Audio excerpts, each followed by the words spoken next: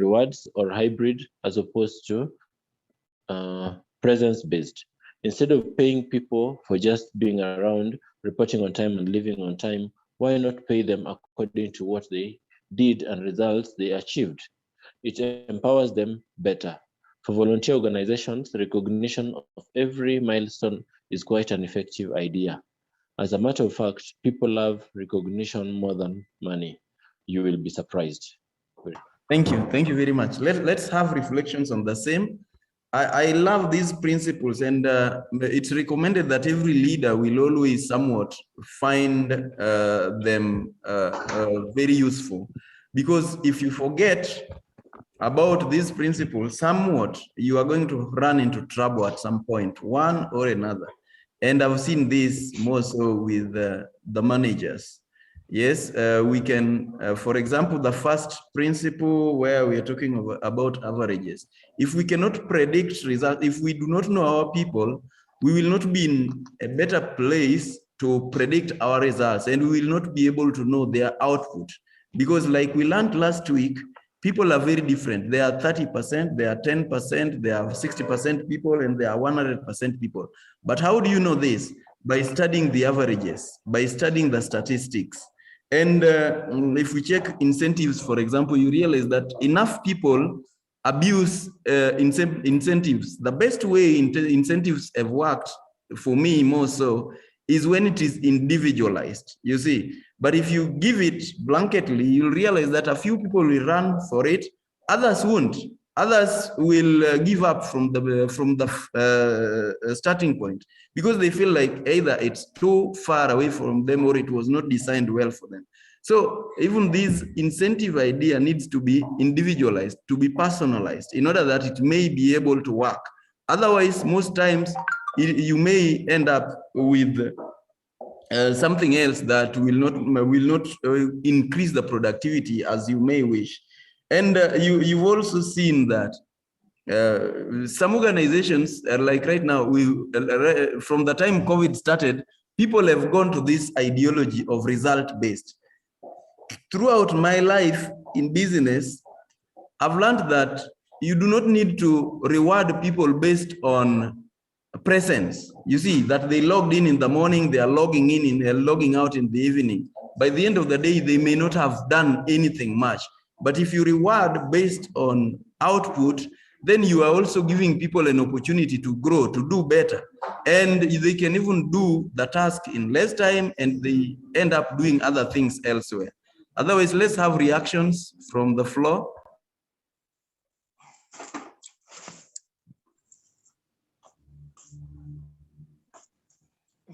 May I go first?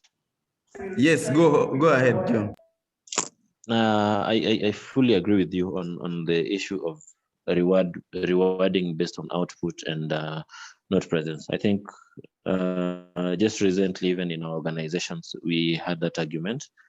And when our MD was insisting on the issue of insisting that people have to log in and log out, and that is when I also brought up the issue that in my thinking, if we give people an opportunity, because I realized again that when you again force people that you have to log in at a certain time, say 7, because ordinarily people log in at 8 and leave at 5. And if you now force people to log in, say at 7, and it was strange that before then, by 7, you'll find the office is actually full.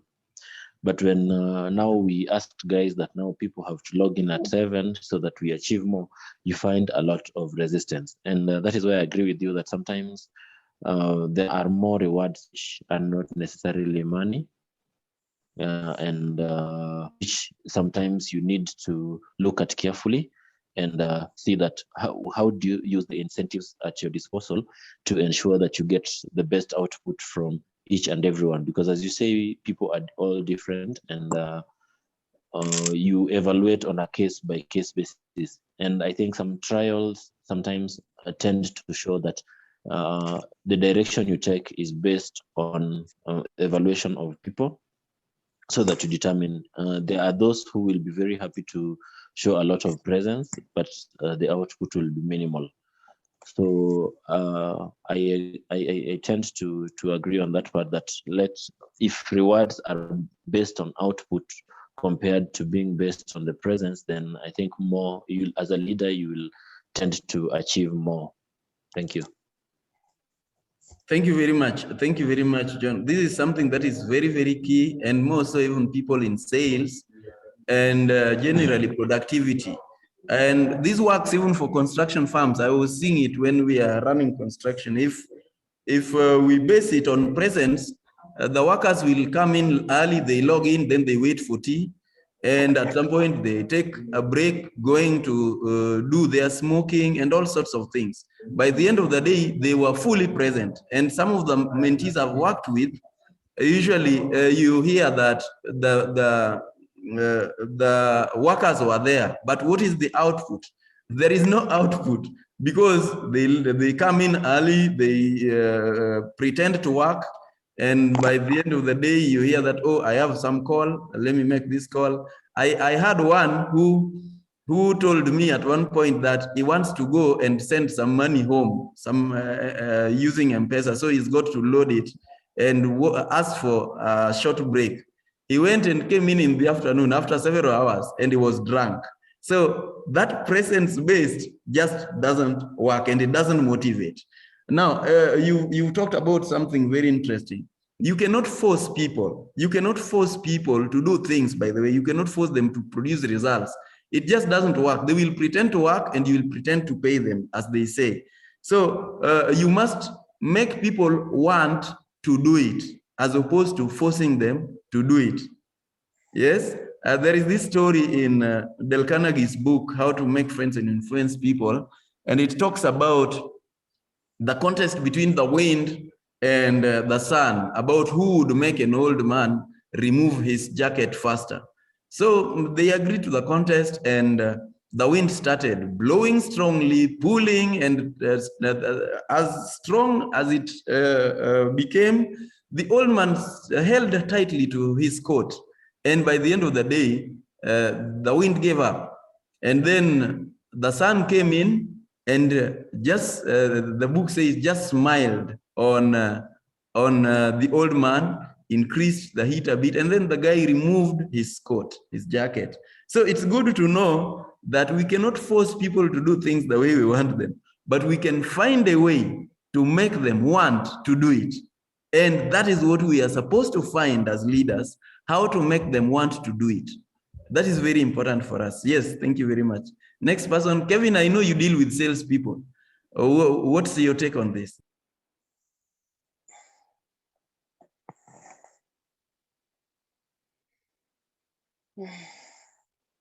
OPP, I've never tried this issue of incentives in my team. So for me, it's a learning day for me. So allow me to just take notes.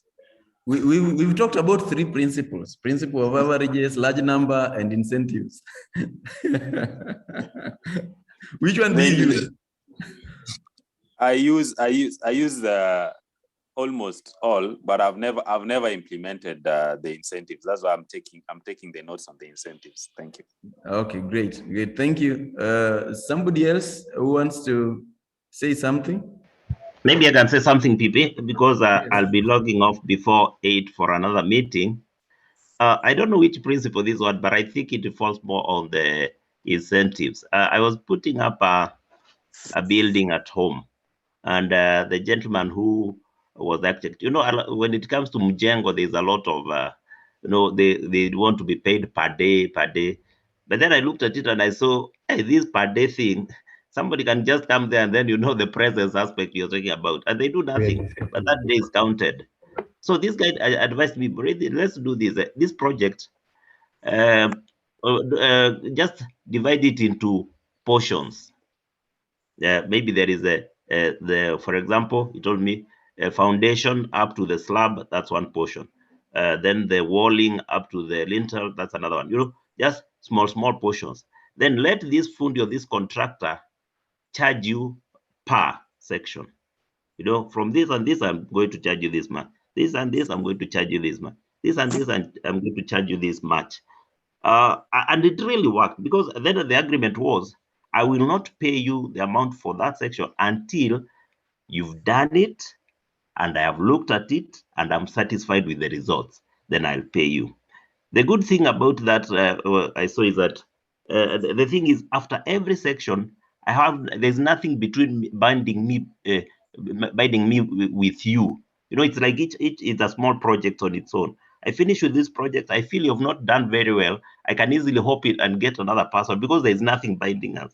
You know, it was not like you're charging me for the whole building. And I saw that really, really working. So that one pushed the guy and his team to work, of course, to put more extra effort because they wanted to be paid, but also ensure that quality is delivered because I had only to pay after I had checked that they have completed. So I don't know which law that one is. Yes, that's reward based on output, and it's worked for me as well wonderfully. You know, people, when I was also doing construction, people wanted this per day thing. And I have a friend who was doing per day, by the way, and this is what happened to him. These people would come, you know, when you go to the village and you're building, it can be tricky. People would come and they wait for breakfast. You give them breakfast, briefly afterwards, they are waiting for lunch and they say, we cannot work in empty stomach. And by the end of the day, he had to still start by also giving them some incentives so that they can finish some daily tasks, which I found very much weird. I did exactly what you did. We agree, let's do foundation. Foundation, this is the plan, this is the way it should be. So what is the cost? I go look for material, you charge me for labor and everything, and I pay you that in installments as you progress, with the final pay being that you've done it up to where we agreed. And that's the way it works, and people will always try to be efficient enough to be able to deliver.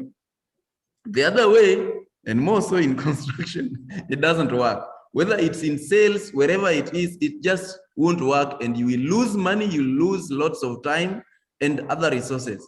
And so that is what we are calling reward incentives, or whichever the reward are going to be based on productivity rather than presence. And that's the way it should be in leadership. Thank you very much, Murithi. Yes, somebody else. Melvin, I know this is something you interact with every day.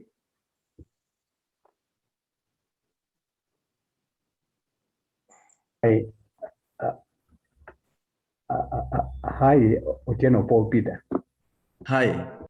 I'm just wondering, I've just joined in. So what did you discuss from the book today? Which principle? Thank you very much. We've discussed three things. Yeah. The principle of averages, the principle of large numbers, and incentives. John, did you raise up your hand? Oh, that's before. Yes, I did. Okay. Yes, I did. Yeah. You want to say something? I was talking when you were talking about incentives. I just wanted to ask, maybe to clarify. In today's discussion, when we're talking about incentives, we're not looking at the issues like the carrot and stick approach. And also, I'm in the construction industry, and even as you say, sometimes the numbers and the incentives work, but then again, there are different sides to it. Sometimes the incentives work well, especially if you deal with people who know the work very well. Because, for example, you find if somebody is a layperson and you're doing construction, for example, and you want to work with incentives, sometimes it can also work against you, because you'd find that these people really are hell-bent on meeting their targets compared to quality. So again, you also have to be very careful in terms of using this approach where you have you don't have a lot of information. If somebody is not skilled and maybe you don't know how to check, you would find that even the class of concrete or the quality of the casting or the quality of the walling might not be properly. And as one of the participants said, that you pay after you have confirmed or you're satisfied with the work. So again, it calls for you to be to understand more of what targets or what milestones you had asked the team to meet and to deliver. So in terms of incentives versus the large numbers, again, sometimes it requires more than just the ordinary or the normal knowledge that requires you to know more for you to even accept that the incentives issues. Thank you. Thank you very much for raising this up. By the way, let me tell you, for example, in construction, what I've done is, I also read this story about somebody was explaining the principle of success. He said there are only two things: dress up in red and work very hard. So they were using again the construction environment, and they were the idea was when you dress in red, the chief guy will be able to notice you, and seeing you very hard working, they will be able to recognize you and even promote you or something like that. Let me tell you how I worked with the incentive idea. I don't promise anything sometimes, but for dedication, somebody has been dedicated the whole time doing things, while others, I see them loitering. I'm not the one supervising, but because it's my construction, I am there. The person who should supervise them is there, but sometimes not very much focused. So at the end of the day, those people appreciate if you just give them some little token afterwards. I saw you are working very hard, take this. They are very excited, you see. So at times I tell them that if we manage to finish this, because sometimes they would come and ask me for lunch. I tell them, no, that we cannot do right now. We can only talk about that if we manage to finish this in good time. You see, sometimes I wanted things to be done earlier, like when it was raining, I want it to be done earlier so that we can find shelter and things like that. So, and the other thing we said about incentive is personalize them. As opposed to giving them generally, there is that place where you can give general incentive. Those who achieve this, we are going to give them this. And one thing I've learned is that would not work very well for every team member. So sometimes it is individualizing. You're talking to somebody, connecting privately. Remember, we said that every relationship should be personalized. You cannot make your relationship as a leader with somebody the same as another. Every relationship is unique on its own. So that type of relationship is what you want to encourage, and that is the environment where incentives can work miracles. Yes, Melvin. Yeah, OPP, I'm a bit worried about the incentive of large numbers when dealing with professionals, in particular doctors, psychologists, and so on. Because if they have very large numbers of clients, they're going to spend even less time with you. And you know that at the heart of every clinical conversation is something called a history taking. And I'm a bit worried by at some of these very quick turnaround times of large numbers at what we call managed healthcare facilities. I don't want to mention names, but you know them. Okay. Who promise you heaven at a very low cost because they've got very large numbers turning around. The large numbers also lends itself to fraud. For example, you will find a doctor is doing very many cesarean sections, okay, when perhaps they're not indicated.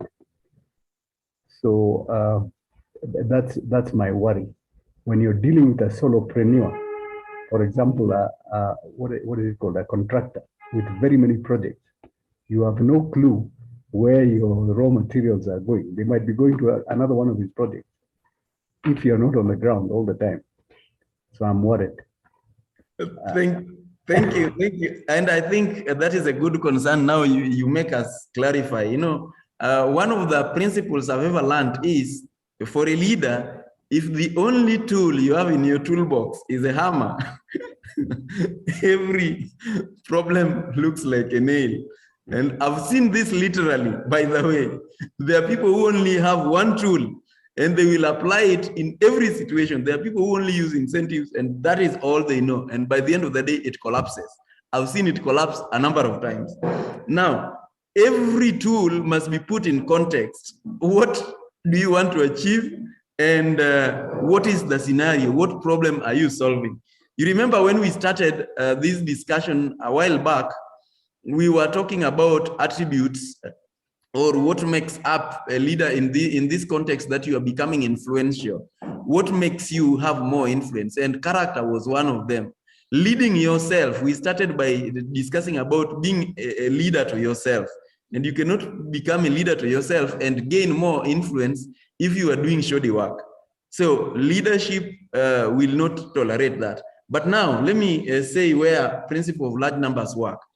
We gave that example, you were not there, sorry, that if you remember these mathematics, that if 3 people can till a piece of land in 3 days, how many people do we need to till the same piece of land in 1 day?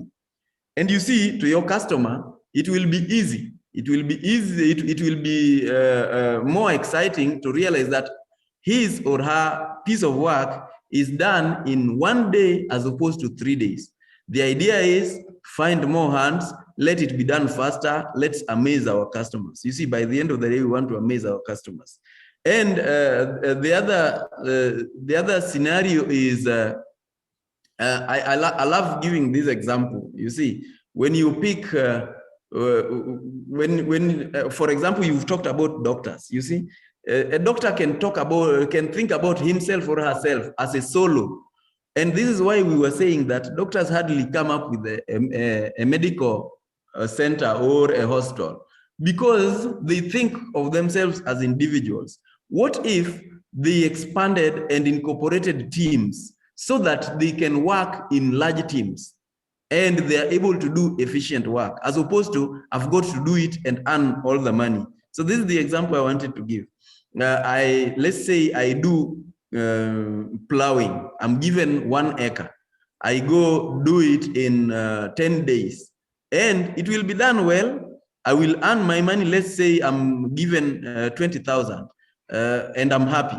What if I got people to do it in 1 day and I only take 2,000 and 18 I give to other people who literally do the work, so that I can go look for more and do the same? So you realize that within 10 days, I will have made more money as opposed to just taking 20 days to. It's all about mathematics in management. And that is what we are talking about. Principle of large numbers must be applied in context. Principle of averages in context. So we must not use one tool in every scenario. We look for a tool that will work at a particular point, another tool that will be more useful in a particular scenario. That's what we are talking about. I don't know if that clarifies it a bit. And your hand is still up, Melvin. It's clarified. Yeah, you can turn around the large numbers narrative so that it can be a good tool. I agree. Hello? May I also say something? Yes, Dr. Yeah, I'm referring to what somebody said in the beginning, that there is there's a person living with a disability who has risen to the level of being the personal DJ of the head of state. And the Bible says that when you nurture your talent and you become so good at it, you will stand before kings. Because the kings will want your talent, they will need your talent. So it's upon us to discover our purpose through our talent. And when we nurture that talent to the best of our ability, the Bible also says that we should work in such a way that we're working not for men, but for God. So even if you have the nastiest employer, use that job opportunity to work to the best of your ability. Because the day you resign, those clients will follow you. They will ask, where is so-and-so? Apana, I really need to go to wherever she has gone, because the service she gave us when she was here was very satisfactory and beyond. So we need to work as for the Lord and not for men, and give glory to God in everything that we do. That's what the Bible says. There was this gentleman who came to fix our house, a middle-aged gentleman. I found him fixing my auntie's house when I went to visit her. The house was flooded because the person who had built her extension did it in a shoddy way. So when it rained, the house was flooded, and that's where she was supposed to get her money from the tenants, and the tenants were moving out. So he fixed everything to the best of his ability until it didn't drain. She had been calling fundis, and they were just doing a half job. And then whenever it would rain, the house would get flooded again. But he did the work to the best of his ability. And one thing he told me was that other fundis hate him because he does a very good job the first time. And their bread and butter, according to them, is doing the job shoddily and being called repeatedly. But I don't think that is the work ethic that we are supposed to have. Because in the long run, this guy, I think he gets much more money because people have come to know his work ethic. He will come with his whole family. He's training his sons in construction. They come and they do an excellent job. And then you never need to call him again. So he says that other fundis hate him because now he's known and because he does things properly the first time. Thank you. Thank you. It should not just be the first time. It is the first time, every time. We say you do it the first time, every time. Every time you're going to do it, it is your first experience again. And I think that is fantastic. Well, yes. Sorry, John? sorry, OPP. Yes. If I may just comment on what Ed has just said. Yes. I think it has also gotten to professionals, and especially I think our legal or the learned friends. They don't want to close files. And sometimes there has been an issue. A client maybe cannot agree on something, but sometimes, lawyers don't want the ADR. And also the moment they feel like you as a client, you want to agree, maybe on an out of court, you find that now delays start coming in or issues. So you find again that just the way Eda was saying, there are those who feel that they'll be getting money from this file. And I think it puts professionalism aside. And sometimes we say the lawyers and the judges are in the same WhatsApp group. So you find that this time maybe your lawyer won the case, they bring their fee note, you pay them. The next time I'm fighting with you, my lawyer probably gets an order from the court in my favor, I pay him. So it's a seesaw where you find that every time somebody is hurting. But I think, as we say, that if we are working for the good of the community and even for God, then sometimes we tend to put our professionalism. But I think with the kind of society we have, where it is so capitalist, people want to amass so much wealth, and people want to survive also, you find that sometimes professionalism is thrown out the window. Yes. Thank you very much. Problem is, shortcuts don't work for long. And by the end of the day, you will know for whom you are. You cannot lie forever. That is an experience I've learned with very many people. I've seen it literally in business, by the way. I wish I had all the time to tell the stories. But you can only cheat for some time. And this is why we talk about sometimes what is the mission and what is the vision of your organization. Do you want to see it expand? Do you want to see it fizzle out? All will depend on how we make decisions, such little decisions about how we are going to handle our customers. And that's why, by the way, if you said that today, we have lots of lawyers struggling to get work, you see, and we have lots of medics also struggling. We have lots of professionals, even accountants and all these, because we are trying to focus on making money as opposed to solving problems. The principle that works is if you help enough people get what they want, you get everything you want. If you help nobody, by the end of the day, you get nothing. That's the way it works. And so our interest is, by the end of the day as leaders, is we want to enable more people to get help. We want to help enough people get what they want in order that we get whatever we want. And I love saying this, whenever you get to a company and you realize that liquidity, they have no money, they are retrenching, it means there are customers who are not being serviced, or there are customers who are not paying. Something like that. It always has to do with customers, and it always has to do with how we handle those customers, or how we usually handle them, or something like that. So by the end of the day, if we keep doing the right thing, we will get more customers coming in, and we will have enough to service and be able to remain afloat. Thank you very much, John. I see lots of people who joined in even for the first time. Halifa, welcome. Elizabeth, it's been a long while. Good to see you log in.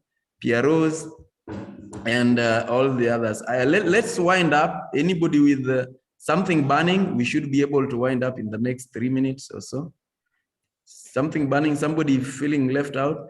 Somebody, I saw Maurice somewhere. Is Maurice in? Maurice, yes.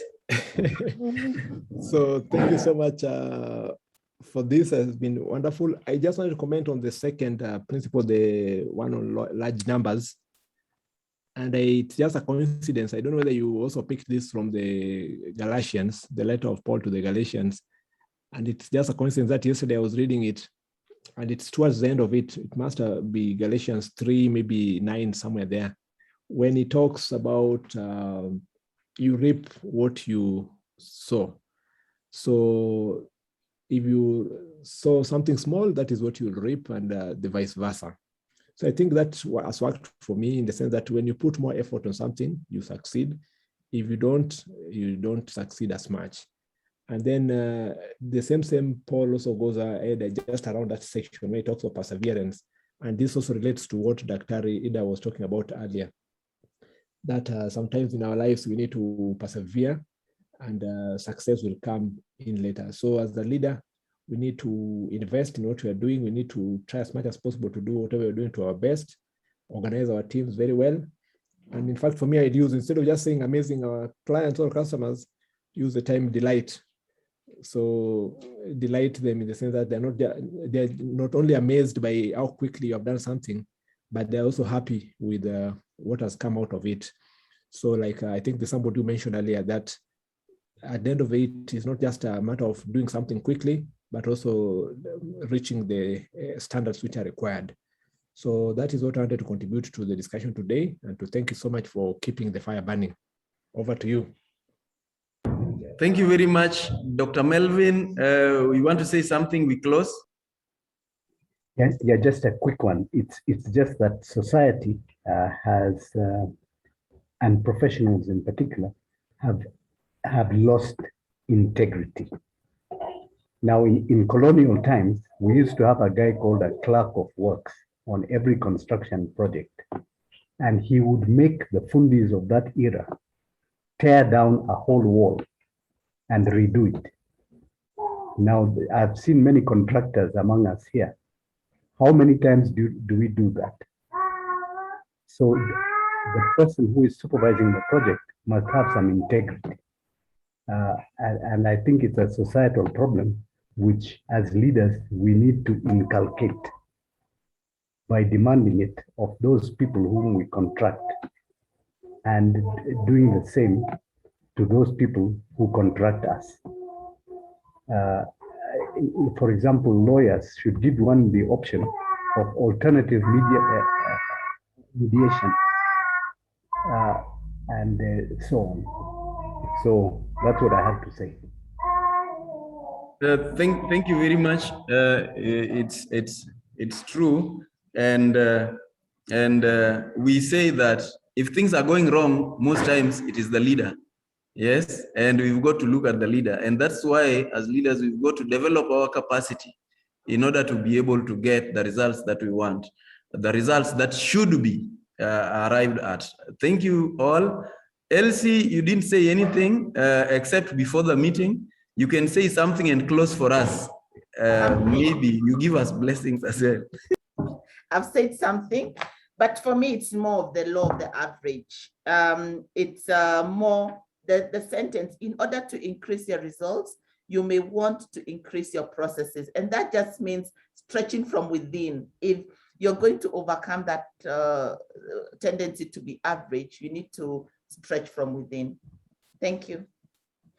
Thank you very much, everybody. We've got to end it there. It's been wonderful. Next, we are going to finish those principles. I think so. They are probably around 2 or 3 remaining. And then we will be done with it. We go to the next level. Thanks everyone for coming in. And we do this every Monday from 7:30 to 8:15. Otherwise, you can always log in earlier by 7 and then we network. You need to be knowing more people and networking. Thanks, Halifa, for your comment. Thanks, everybody. Thanks, Liz. Thanks. And let's have a beautiful week ahead and a fantastic Monday. See you. Blessed.